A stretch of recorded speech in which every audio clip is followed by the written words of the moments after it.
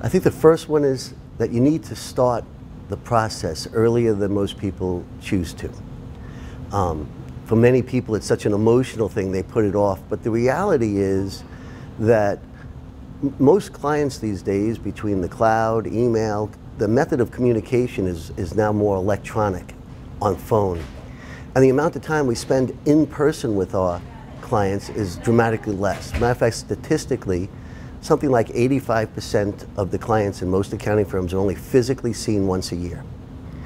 So when someone says, I'm 3 years from slowing down, it's really only 3 visits. And it takes time to do a proper transition. So it really, the first thing I would tell people is you need to start earlier.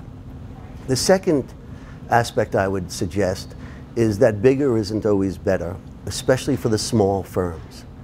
Large firm clients are what I call brand loyal clients. Small firm clients are partner loyal.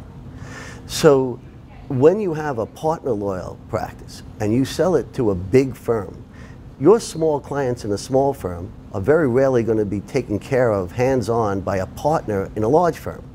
They end up sending out a junior or a senior to deal with someone who is used to dealing with a principal. Bigger isn't always better, better is better. And you have to focus on continuity, whose cultures are going to match up the best. And I'd say the biggest thing that I try and remind people is chemistry. Chemistry in choosing your successor firm.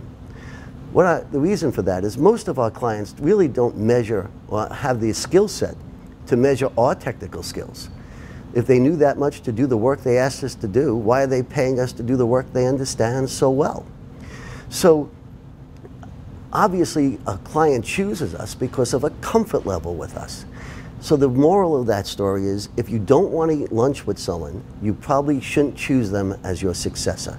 So I would suggest those 3 would be my 3 beginning points to consider. I would say without a question, although there's a voluminous amount of different questions we get, the most frequent one is always, what is the multiple?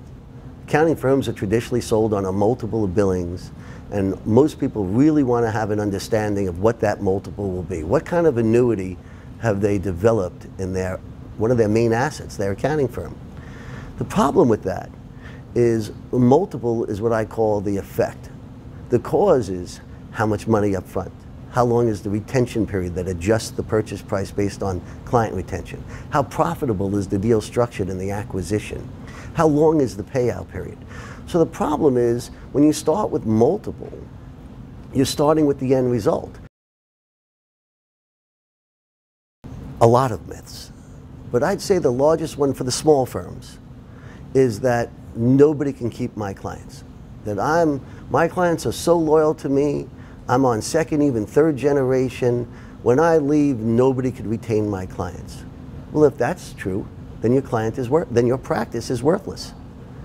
The reality is, as counterintuitive as it sounds, the greater the loyalty between your clients and you as the owner of your firm, the easier it is to retain them if you create a transition plan that doesn't emphasize change, the loss of the seller, but the gain of the successor firm. Clients have 4 main fears. Is the person I trust still there? Is it going to cost me more money? Do I have to now drive 3 hours to meet my accountant? And for some clients, they deal with staff. Are the staff going to be there?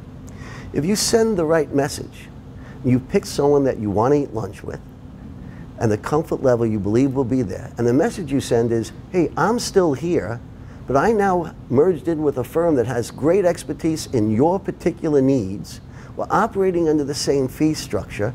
We're still in the same location, and the staff you're used to dealing with are part of our new dedicated team of professionals. You should be able to retain every client. So it's really more taking advantage of loyalty as opposed to fearing it.